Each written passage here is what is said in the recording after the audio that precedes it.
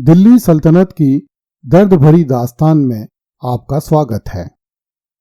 यदि आपने इस चैनल को अभी तक सब्सक्राइब नहीं किया है तो कृपया अभी कर लें तथा इसे लाइक एवं शेयर करके इतिहास की इन कड़ियों को अधिक से अधिक लोगों तक पहुंचाने में हमारी सहायता करें। धन्यवाद।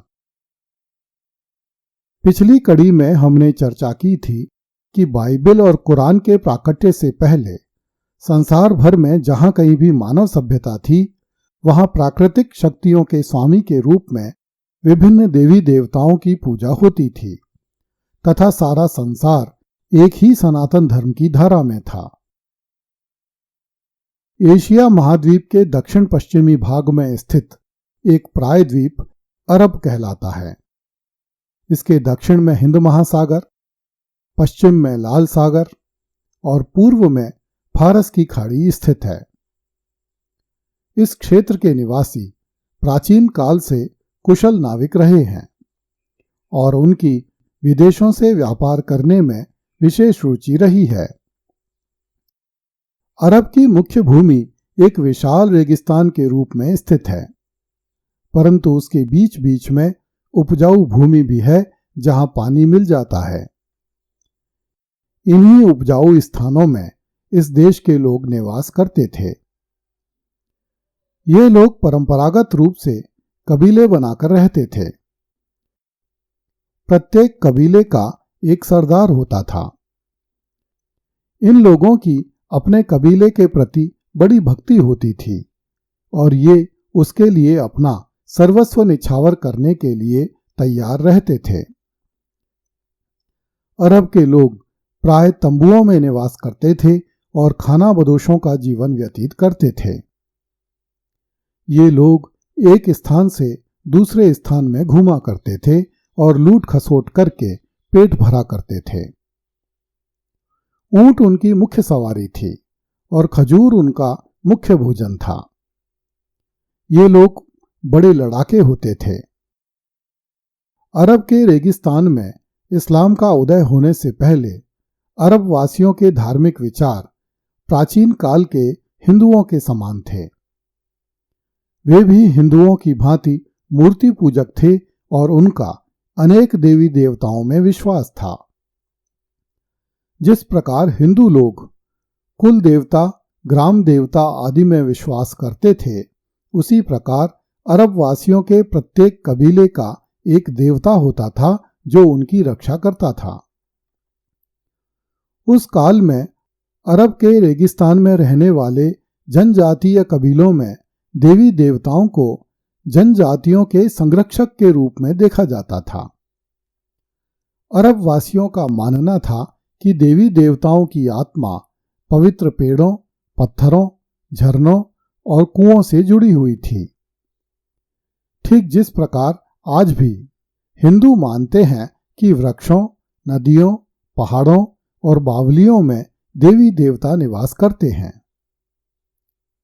अरबवासी आज के हिंदुओं की तरह भूत प्रेतों में भी विश्वास करते थे। अरबवासियों की धारणा थी कि भूत प्रेत वृक्षों तथा पत्थरों में निवास करते हैं और मनुष्य को विभिन्न प्रकार के कष्ट देने की शक्ति रखते हैं। अरब के रेगिस्तान में मक्का नामक एक प्राचीन कस्बा था जहां हजारों साल पुराना एक मंदिर हुआ करता था। इसे काबा का मंदिर कहा जाता था। इस मंदिर में जनजातीय संरक्षक देवी देवताओं की 360 मूर्तियां थीं। इनमें से 3 देवियां अल्लाह के साथ उनकी बेटियों के रूप में जुड़ी हुई थीं।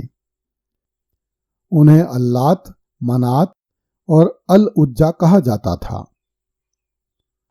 अरब के रेगिस्तान में रहने वाले लोग इन 360 मूर्तियों की पूजा करने के लिए साल में कम से कम एक बार अवश्य ही मक्का आया करते थे।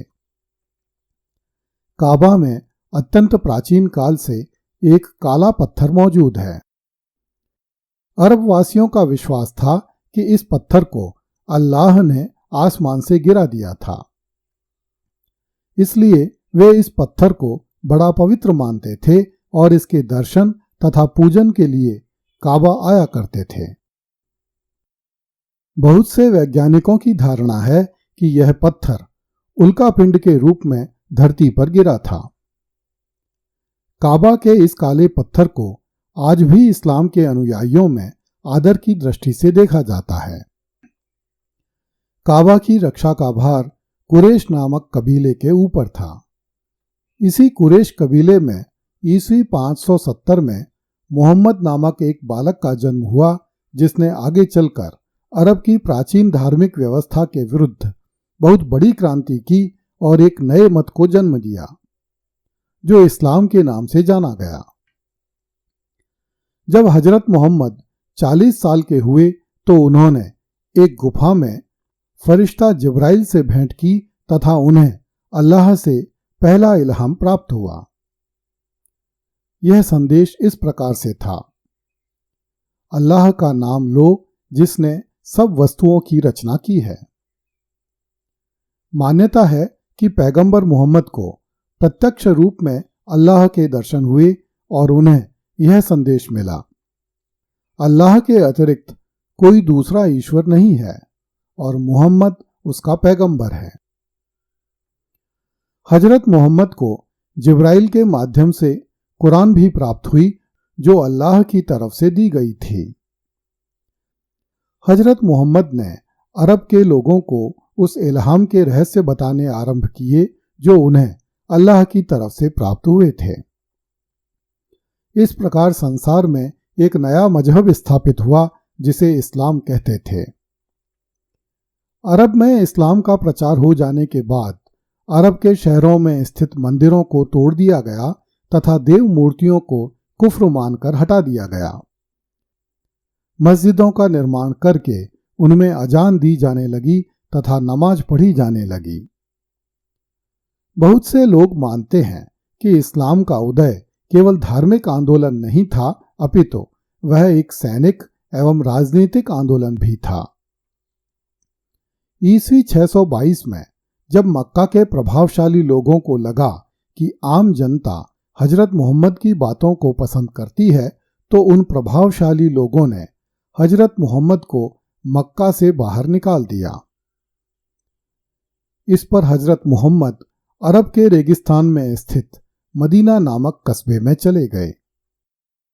वहां उन्होंने एक सेना संगठित करके मक्का पर आक्रमण किया। इसी के साथ इस्लाम को सैन्य स्वरूप भी प्राप्त हो गया। इस घटना के बाद हजरत मोहम्मद न केवल इस्लाम के प्रधान स्वीकार कर लिए गए, वरन वे राजनीति के प्रधान भी बन गए और उनके निर्णय सर्वमान्य हो गए। इस प्रकार हजरत मोहम्मद के जीवन काल में इस्लाम तथा राज्य के अध्यक्ष का पद एक ही व्यक्ति में संयुक्त हो गया। हजरत मोहम्मद के जीवन काल में अरब प्रायद्वीप के अधिकांश भूभाग पर इस्लाम का वर्चस्व हो गया। 8 जून 632 को हजरत मोहम्मद का देहांत हो गया।